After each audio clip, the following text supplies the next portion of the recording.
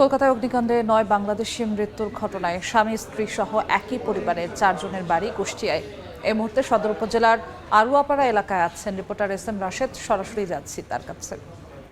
রাশেদ, ভারতের কলকাতার পার্ক স্ট্রিটে যে হোটেল শিখা ইনে যে অগ্নিকাণ্ডের ঘটনায় এবং ধোঁয়ার কারণে যে সাংবাদিক পরিবার দেবাশিসের পরিবারের কিন্তু 4 জনই নিহত হয় এবং দেবাশিস সন্তান এবং দেবাশিসের স্ত্রী এবং দেবাশিসের শ্বশুর রয়েছে এবং দেবাশিস মূলত কুষ্টিয়াতেই কিন্তু তার সাংবাদিকতার শুরু এবং সে কিন্তু জাতীয় এবং টেলিভিশন বিভিন্ন জায়গায় কিন্তু সাংবাদিকতা করেছেন। দেবাশিস মূলত 3 আগস্ট সে শাহজালাল আন্তর্জাতিক বিমানবন্দর থেকে ব্যাঙ্গালোরের উদ্দেশ্যে স্ত্রীর চিকিৎসা করার জন্য সাথে তার পরিবারে নিয়ে যায় এবং চিকিৎসা শেষে গতকালই কিন্তু পার্ক স্ট্রিটে এসে তারা হোটেল শিখা ইনে ওঠে এবং এর ভিতরেই কিন্তু রাত্রে এই দুর্ঘটনা ঘটে এবং ঘটনাস্থলেই তাদের পারিবারিক সূত্রে আমরা জানতে পেরেছি আসলে ঘটনাস্থলেই তাদের আসলে ধোঁয়ার কারণে তারা মৃত্যুবরণ করে বলে আমাদেরকে জানিয়েছেন দেবাশিসের পরিবার। তবে তার দেবাশিসের পরিবার যে দাবি যাতে দ্রুত সময়ের মধ্যে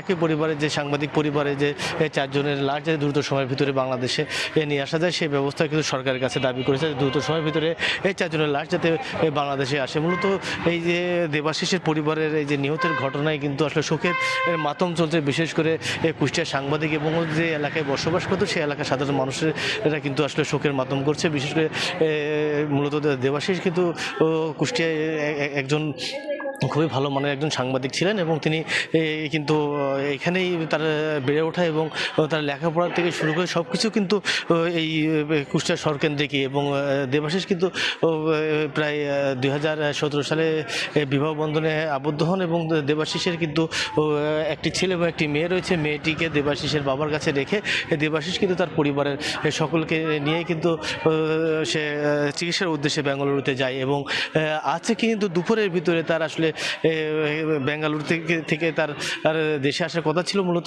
সে কিন্তু প্রথমে কলকাতায় অবস্থান করে গতকালকে পরে কিন্তু আজ দুপুরে বাংলাদেশের অংশে দর্শনার বর্ডারে এবং ভারতের অংশে গিয়ে বর্ডার দিয়ে তার বাংলাদেশে আসার কথা ছিল। তবে দেবাশিসের এই অকাল মৃত্যুতে আসলে কুষ্টিয়ার প্রত্যেকের সাংবাদিক এবং সাংবাদিক পরিবার কিন্তু শোকাবহ রয়েছে বলে আমরা জানতে পেরেছি। তো কুষ্টিয়ার যে 4 জন নিহত হয়েছে ঢাকা কলকাতার পার্ক স্ট্রিটে হোটেল শিখা ইনে এই নিয়ে ছিল আমার কাছে সর্বশেষ।